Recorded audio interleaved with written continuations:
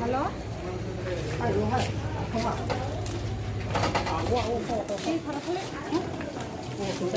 May bara?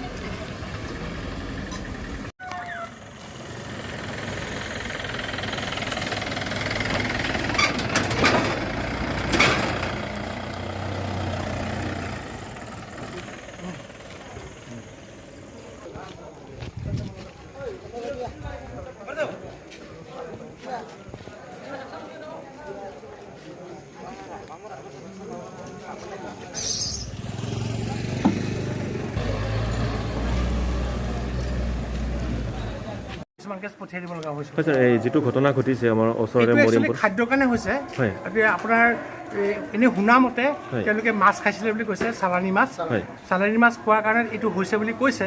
কিন্তু এতিয়া আমিতো কেনেকৈ বিশ্বাস কৰিম? কিছুমান মানে চালানী মাছ খালেও কিছুমান নহয়, নিশ্চয় নিশ্চয়। গতিকে তেনেকুৱা কথা। গতিকে এতিয়া তাৰ কাৰণে ফুড পয়জনিং হৈছে বুলি আমি ভাবিছোঁ, আৰু সেইধৰণে অলৰেডি আমি যিখিনি ট্ৰিটমেণ্ট দিবলৈ দিছোঁৱেই।